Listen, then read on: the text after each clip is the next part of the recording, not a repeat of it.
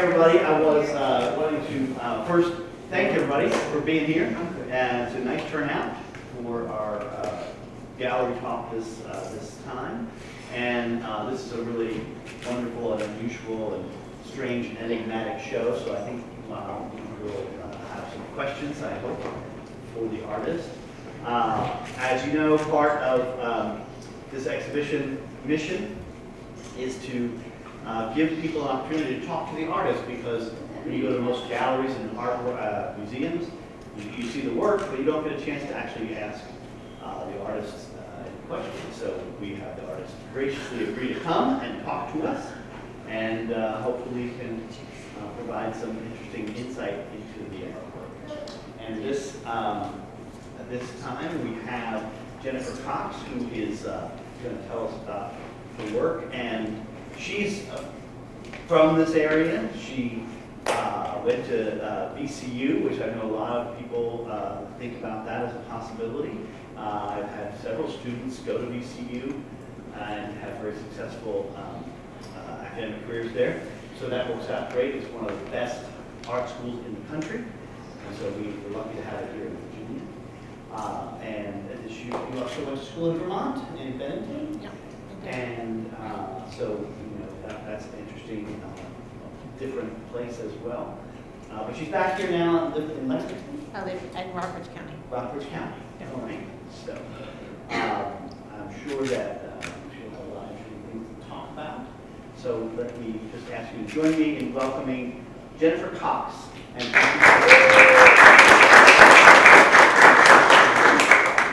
Yes, thank you all for coming out. I'm glad to see any interest whatsoever. Well, I don't usually start out artist talks talking about where I'm from and my background, because generally it's kind of irrelevant where I am. But here it seems more relevant because I did really grow up in this area. My people are all from Floyd County, and I grew up outside of Lynchburg. My parents grew up as subsistence farmers, meaning if they didn't grow it, they didn't have it, and it was 25 miles to Christiansburg down a twisty mountain road on a wagon to go to Christiansburg, and so they just didn't go there very often. So, so all those things you hear about hillbillies, that's me. But they were married in the 50s, and they clawed their way out of Floyd County to. My dad became a mechanic, and I grew up outside of Lynchburg, and they strove and struggled, and they worked their way into the lower middle class, I would say. And at that time, in the 70s, you could send your kid to college. They were super excited. I was the first person on either side of my family to go to college. And so my mother had come so far in life from, poverty to actually owning a house, and that the sky was the limit in her mind for me. I should have been a doctor or a lawyer, and can't imagine the disappointment they suffered when I left for school and I wanted to be an artist. But and so I did go to VCU, which at that time was called the Kmart of higher education, because it was inexpensive compared to the snotty kids that went to UVA and Tech. And so, I know, I'm treading on dangerous ground, but I'm just saying, but that's the way it was then. And it was much more affordable now than it was then. So it seemed like it, but still, it was a really big deal to them. And the fact that I was not going to be a doctor or a lawyer was a big deal to them too, because they cut me off after the first year. So the rest of it I did by myself, but it was still doable. And and then one of the reasons, or maybe the major reason, I thought of myself as an artist from an early age is because in kindergarten or first grade, my teacher held up a picture of ducks on a pond that I had drawn, where she had written in big red letters "good" right across the front of it, which pissed me off. I was like, she just defaced my drawing. But she announced to the class, "This little girl is an artist." And something just happened. It just clicked in me. It said, "Oh, okay, fine." And that's, so be careful what you say to little kids. You could change their whole life.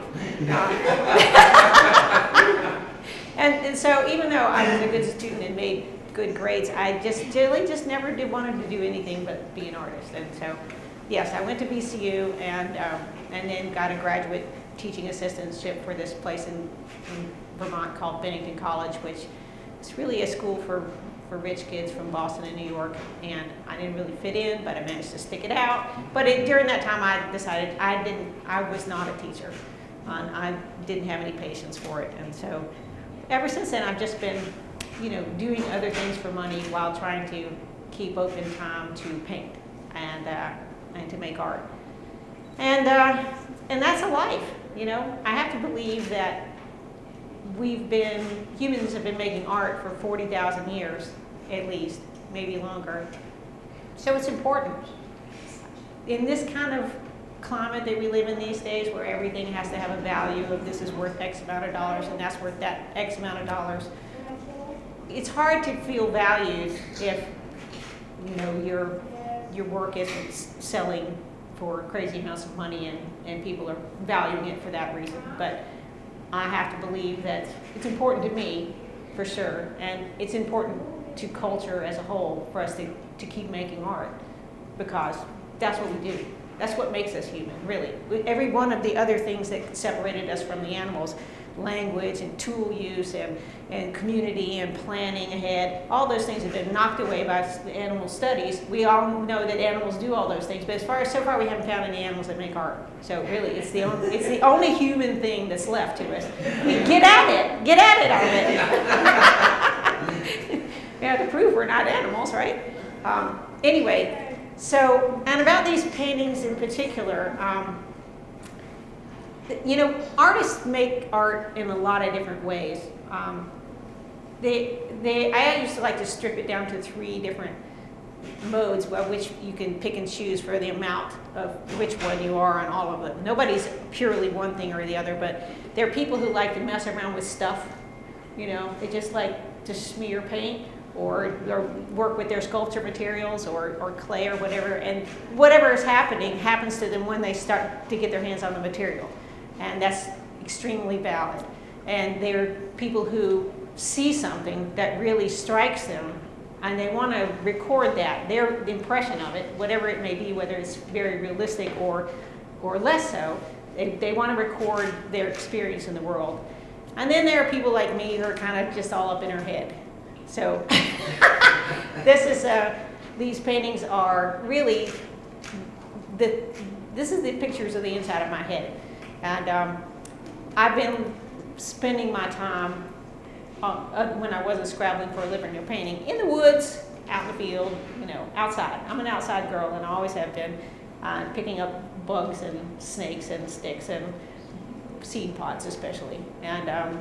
And this is whatever you're spending your time with, whatever you're shoving in this way, that's going to populate the inside of your head. So that's another good reason to pay attention to what you're doing. If you're spending all your time looking at a screen and looking at cat videos, that's what's going to be in there. Junk in and junk out, right? So, if you're not going to look at bugs and sticks like I do, look at art. Look at useful things. So anyway, I'm definitely in the, painting from the inside of my head. And so I will just answer a few of the most common questions about the work right now. And that is, the first question I get is this a real thing? Does this thing exist? Is this a thing? I was like, and my answer to that is yes. Yes, it is. It's right there.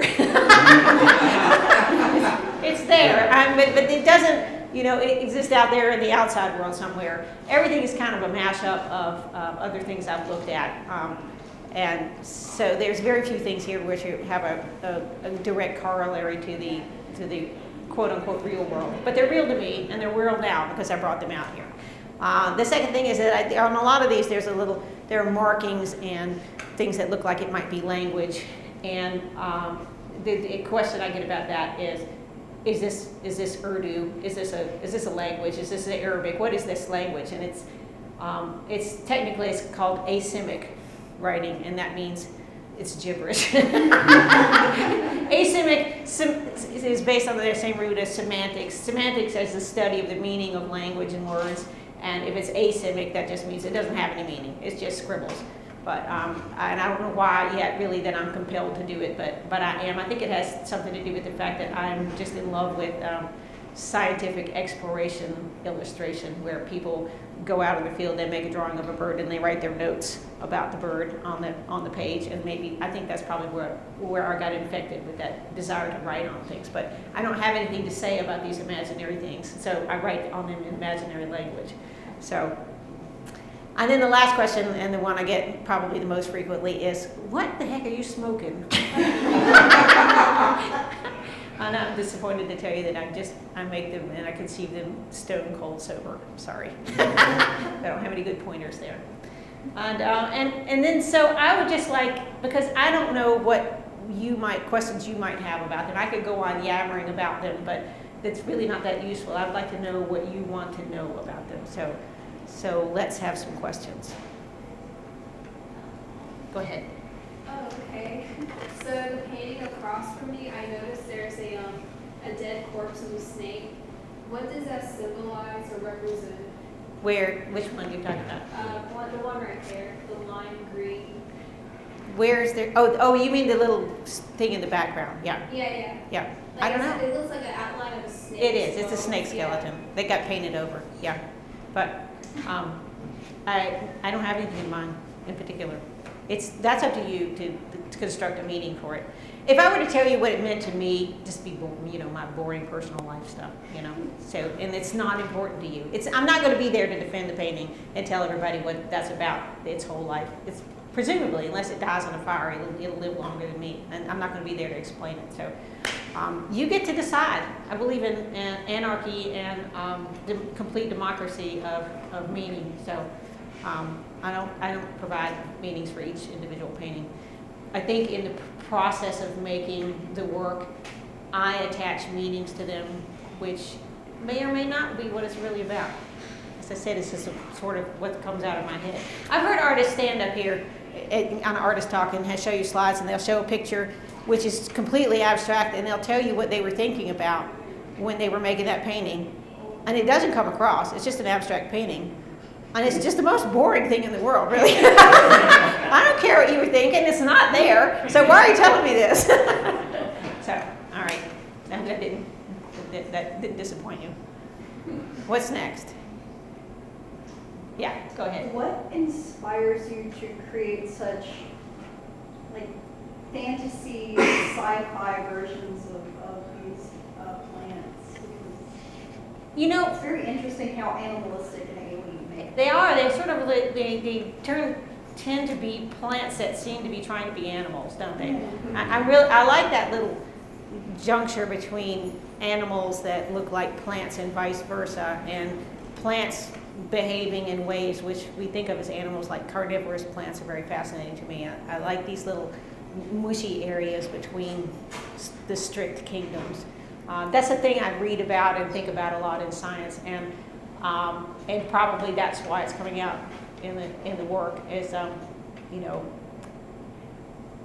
think, especially now, I'm an environmentalist, and the climate change is a big concern for me, and the things that are really getting the beings on the earth that are being most abused are the plants, in my personal opinion, and I wish they could fight back. So maybe maybe that's why I'm giving them teeth. So anyway, that and the fact that the more you know about the thing we're all made of, DNA. They're little Lego blocks, for instance. You stack up the Lego blocks this way, and you get a person, and you stack up the Lego blocks. This is the same Lego blocks, and you get a banana, or you get, an oak tree, or a whale. It's all the same building blocks. And so it's really easy to imagine, well, let's just shuffle the blocks around and see what happens.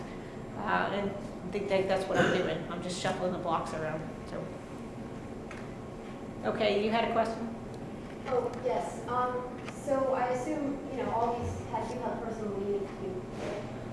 What? All these meanings, they do have personal meaning. They do, but like I said, it tends to be what I'm thinking about when I'm painting them, which really is, like I said, just boring episodes from my personal life, and they're not necessarily relevant to the work itself. The work is, once I decide it's done, then, you know, whatever meaning it carries. I hope that what you would get from it is that I was feeling something. I think they're passionate. I think they're lively and, you know, meaningful looking, but as to the exact meaning to it, you'll have to assign that yourself as a viewer. And I don't think everybody in here should like every single painting. I think some of them you might be drawn to and some of them might repulse you. I get a lot of, that's too scary. So, no. I think it says more about them than it does me. Though. I don't think I'm personally scary. So you said this all comes from the head? Yeah. So you do use, maybe, do you ever use like holistic models to some extent before you? What? Use references like that. Oh, references. Occasionally I use references, especially if it's something hard, like, you know, what does water look like at this angle, or, you know, I've been, the whole long career of my painting, which has been 40 years now, I have been making things representational all that time. And so I have a lot of practice making something look like it's in space. And so a lot of it I don't need a reference, I'm just making it up. I've just gotten good at it, making things up. I'm not sure that's something you should brag about, but I'm good at making things up. It sounds like I'm really good at being a liar. As your painting professor promoted you, I would like to point out that's you know, that's the beginning of this. Why I emphasize drawing and painting from life is because, especially at the beginning of your career, your 40-year career, you need to build up Skills. that ability, You build that your skills, yes, and you that do. vocabulary. I always think of it kind of like vocabulary. Yes. Because then later you want to write poetry. Right.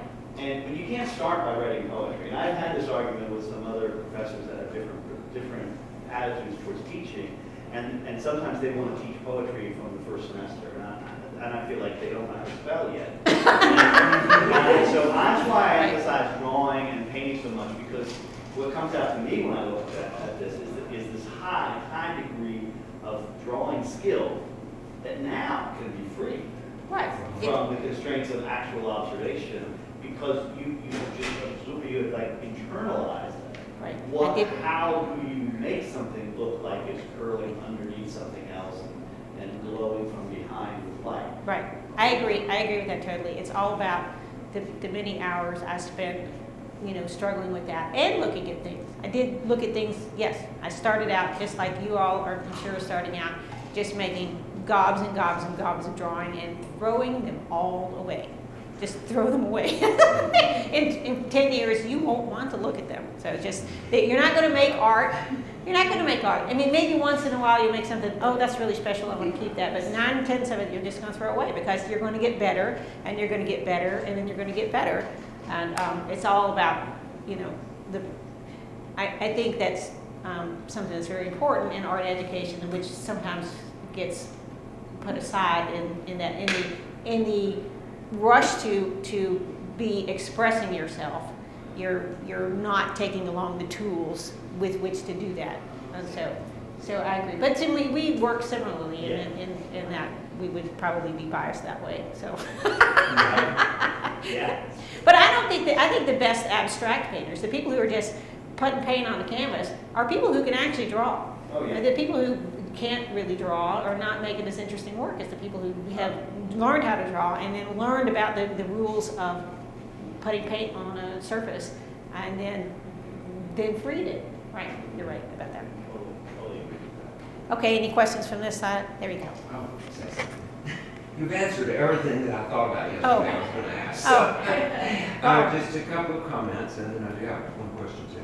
I was, in reference to what Jerry was just saying, I had not really stopped and looked at this until yesterday, Tuesday. I said, I'm going to stop and I'm going to spend some time with it, and I did. And one thing that came away from there was exactly what you've been saying, the use of color and shading. I was particularly impressed with a couple of pieces that have cloth backgrounds, how well that you had executed that, and I found that very pleasing. pleasing to look at.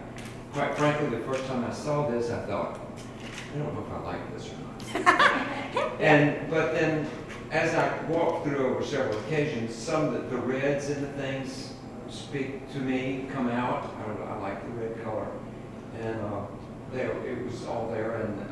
And we went back and read your statement about paying for your mind, and I thought, okay, I could see more of that now as I spend a little time here. So I enjoy looking at that. One thing I would like to ask you, everything is on a surface rather than canvas board. Have you painted on canvas? Do you find this more pleasing? Yes, I used to paint always on canvas, and I used to like the texture of it and the little springiness, but over the years, especially as I started to do a little more of the tendrils and the little spikes, that's a lot harder to do on a bumpy surface than it is on a smooth surface. So the panels became my go-to, and then I just got to where I don't even want to fool with working on canvas at all anymore. Have been using to a great extent hollow core doors, which are the perfect painting surface once you get, especially if it's a birch face one, because it's already smooth. And they're super flat. The problem is if you make a really big one, they can be pretty heavy. So I'm starting to make my own panels out of birch. The smaller ones are all I made them myself, but the bigger ones have been hollow core doors. But now I'm starting to make my own panels. So they'll be lighter, because nobody wants a painting that's 50 pounds. Yeah, there's some great, I mean, if anybody else has technical, these are technical, just really beautiful crafted paint. We're just taking away from, the stepping aside from the imagery. They're just beautifully crafted. And that's also a well understanding of how to construct a painting. I also made my frames. Oh, did you? Made my own frames out of wood that my dad was hoarding in the barn in Floyd County. When he died, I found it. I asked him, did you have any wood I could make frames of? No, he said. But then now he's gone. I got it all, man. There's a load of beautiful cherry in there, man. So my best advice for beginning painters is if you have X amount of money, which we all just have X amount of money, you got a budget. Pick a brand of paint and just stick to it, because then at least it'll be consistent over time. I use Utrecht paint. They're not the most expensive paint around, but they're consistent, and you can get it in a big tube. But the most important thing, and more important than the paint, is the brush. Do not use cheap brushes. They just will frustrate you. Just go ahead and get some good brushes, man. That's To do detail work especially, you just need to spend a little money. And I am the stingiest person out there, but I just don't scrimp on brushes anymore because it's not worth it. Just throw them away. I would add to that, pick up some basic woodworking skill. Pick up the ability to make a miter joint, pick up the ability to make a flat panel. Right. Pick that up, because make your own Well, they ought to stuff. teach that in school, Jerry. Well, How to make a stretcher. Do you guys have a wood shop here? You don't have a wood shop? Oh, that's it. It sucks. Yeah, well, I can't. Go to the Habitats Restore and get a door and paint on that. It's flat, man. It's a good cheapie. Of course, then you have to patch the little place when you cut it. You got to patch the little. You can come on through. I hate to make somebody late for class. yeah, but you could, if you've ever got anything framed, you know that framing is very, very expensive. And if you have some bit of handiness, they're not hard to make if you just a very small investment. Right. I don't want to go off on a tangent, but it's just a really good thing for anybody to be able to do, especially. It's good to be handy at a lot of things, because if you decide to be an artist, then you're going to need ways to make a living. And I have to tell you that a lot of the ways that I've made a living over the years is in the building trades, finishing sheetrock, doing renovation work, that kind of thing. Yeah. I knew you had done graphic design. I'm a graphic designer mostly, but I also, I did do anything for money, really. I have to. So, And I had a professor who called that supporting the studio habit. Yeah. So you have to get your studio habit, and you have to have. some- Exactly what it is. My whole life has been about what can I do to get some money so I can make some time. I've had many, many choices in my life between making more money or making more time, and I always chose time, and that is why I'm 58 years old and I don't have any money. But you have all these. Paintings, right, yeah. I'm just counting on checking out early so I don't have to retire. I think you had a question. Yeah, I want to know what your process is. Do you start with the idea of this otherworldly plant already in your mind, and then you go through the process of like drawing it out and painting it, or do you like discover this new conglomeration of plant and creature as you're drawing, or what is your process? Generally, it's all there. It's all there. And sometimes it's just, one part of it, and I have to make up stuff that goes around it. But usually the thing itself is already there, and that's the impetus for making the painting. This probably describing some kind of mental illness, but it's sort of like I started describing myself as a sculptor who the end result is a painting, because it's not just I start with a drawing. I start with, I have the idea and I start making a panel for it, because it has to be the right size. It can't be too small, can't be too square, can't be too rectangular. Each idea has its own, it comes with its own instructions. It's really compulsive, I'm telling you. It's compulsive as it all get out. So I have to make the panel, and while I'm sanding the gesso and all the steps it takes to make it smooth, I'm thinking about painting. And then I really mostly, my drawings were really embarrassing. I would never show my drawings, because my drawings are like basically to cocktail napkin scribbles. And all they're for is to remind me of what I'm doing. They remind me of the idea I had, which is living in my head, right? And unless I do the painting, it's just going to be there. In a way, these are kind of, I have to get them out of my head or they're going to drive me crazy. So that's the process. So everything is all geared toward building it up. And then when I'm painting them, it's layers and layers and layers. And so that whole time, say the red flower doesn't start out being red. First, I paint the ground, raw sienna, and then after having just lightly sketched it in, I paint it, say, dark brown, and then it's, you build it up. So it's a series of layers, and so that's why I say it's a little more like sculpture. I'm looking at them in 3D through time when I start, and that is not how everybody paints.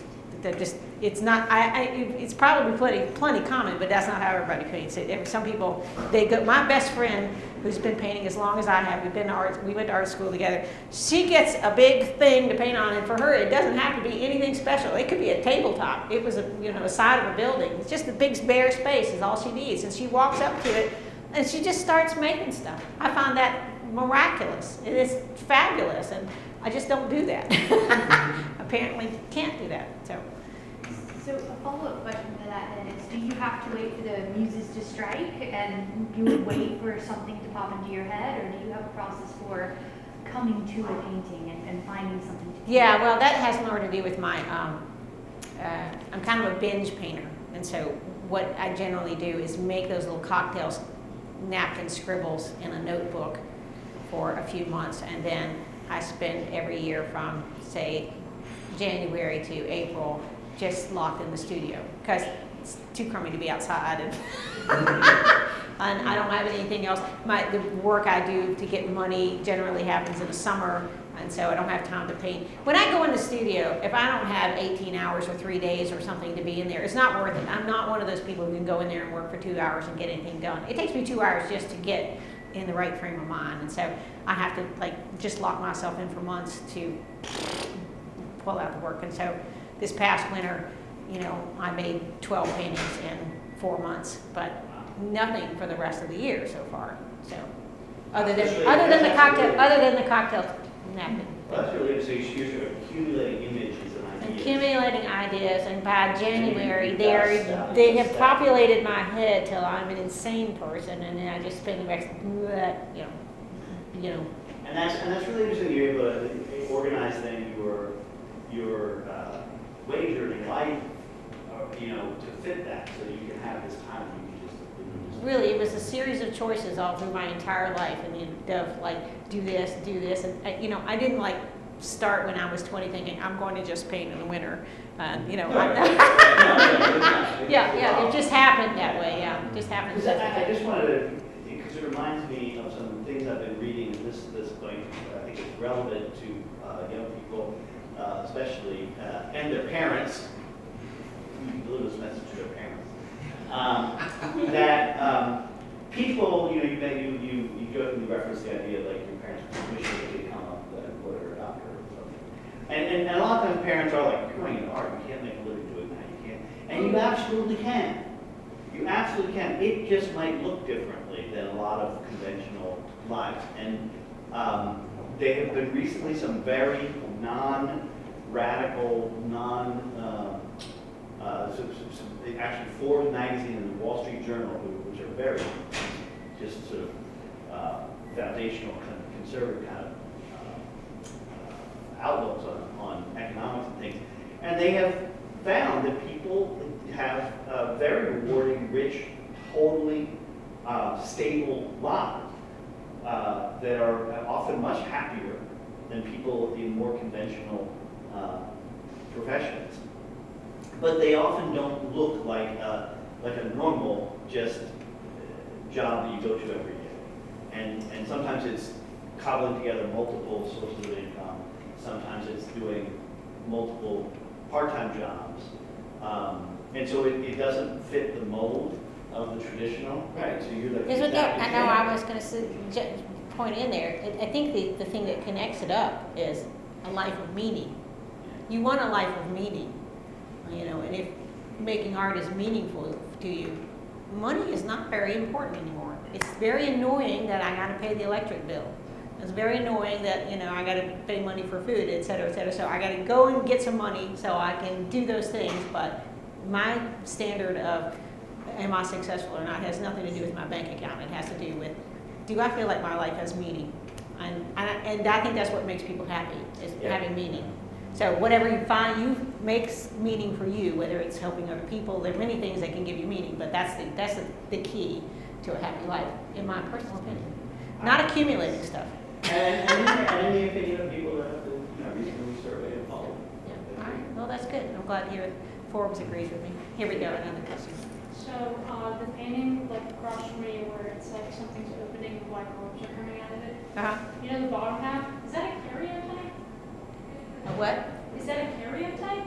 You know what that is? What is that? What is a karyotype? Here, I'll show you.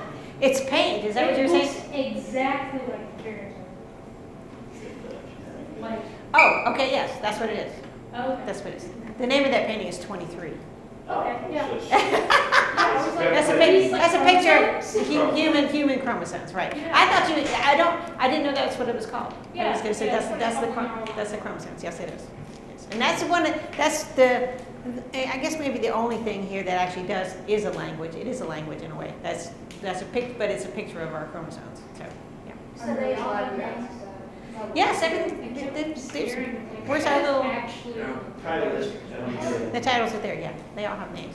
Most of them are kind of made up Latin titles because that's what biologists do if they discover a new plant. They get to make up something in Latin or Greek, and so that's what I've done for most of these. Some of them have word titles, but most of them are made up Latin.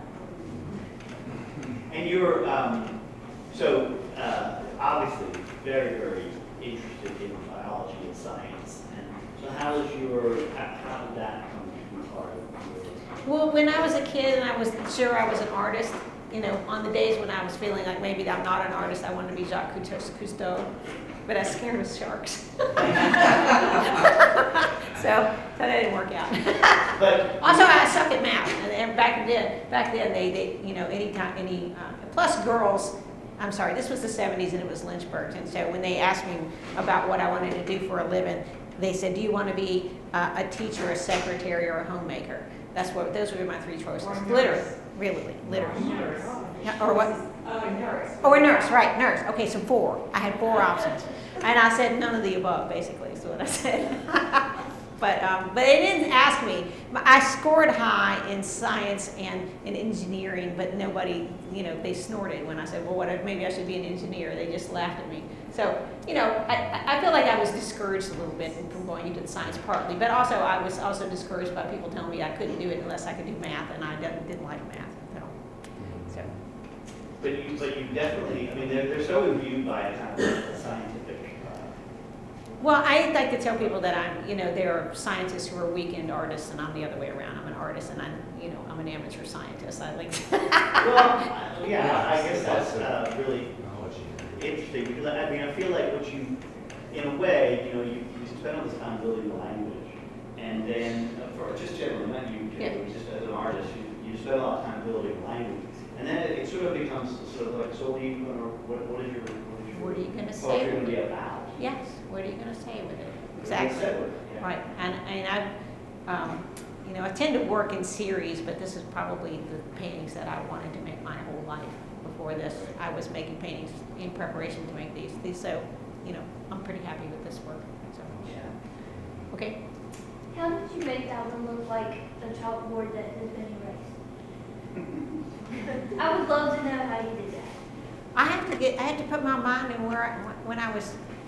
A lot of paintings are made in a kind of a fugue state. Do you know what a fugue state is? Where you're just in flow and 18 hours passes and you know what happened. All of a sudden you realize you're hungry and you have to go to the bathroom and what the hell happened? It's dark outside. So excuse my language. I'm really cleaned it up for you today. I haven't dropped the F-bomb even once. Anyway, it's layers. There's a dark layer, there's a medium layer, there's the writing on it, and then there's the smearing of it, and then there's something on top of it, basically. It's, you have to think about everything in layers, I guess. It's a little, and I had to combine that with the translucence of the little wigglies on top. So, but that's, that's my fun day. That's not work, that's the fun part. So. I'm so glad to hear you talk about layers, because I teach that, to build a painting with layers. Right. And I think it's, it's very true that you often you want to lay down color, color that's not the color that you, in any way. Sometimes you want it to be the opposite color in a way. It gives you a little, something is really good if you can leave a little bit of it peeking out somewhere. It's really good. So good to have say these things that I said. Well, the plein air painters get a lot of press. Especially in my neighborhood, that's all it is the people who sit out on the cow pasture and they're painting the hay bales in the mountains. I'm sorry if that's what you like to do. I apologize profusely. There's just a lot of it. And they like to, their PR machine lets you know that that's the only real way to paint.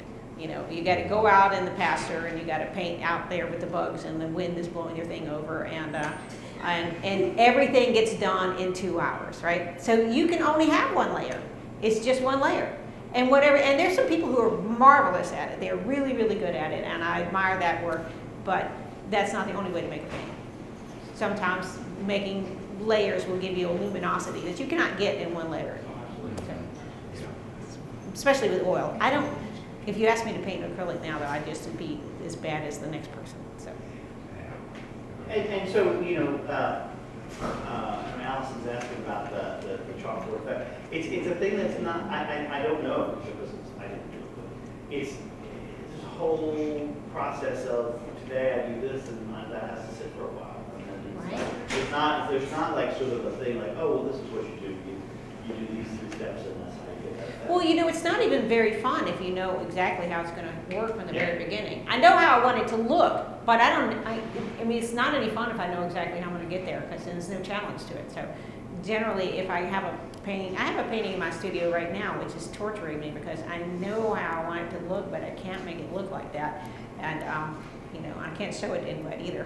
It's very embarrassing. But anyway, it's the challenge of learning something new every time you go to the painting is that's one of the reasons you keep doing it. And please remember that as you work on your paintings, that you have to do it and see what kind of happens and be open to. Right, and you got to be okay with it looking really bad for a while. It's like if I start painting in January, And my friend comes over and says, so could you want to show me what's going on in the studio in like March? I'm like, no, I don't. I want to show you anything up there because everything looks awful right now. I don't know how it's going to work. So, it's full of anxiety, but challenge. There's going to be a section in there where the painting is awful and you want to throw it away. That's but that's where I just have to learn how to do this better. Well, wrestling it back from that brink is great. Yeah, it is. That's the euphoria of it. Yeah. Woohoo! I pulled it out.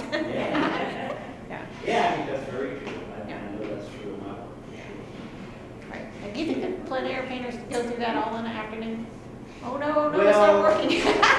I don't want to get a whole thing about that. I don't think that current plein air painters paint the way the original plein air painted, the way the original people did, like Monet.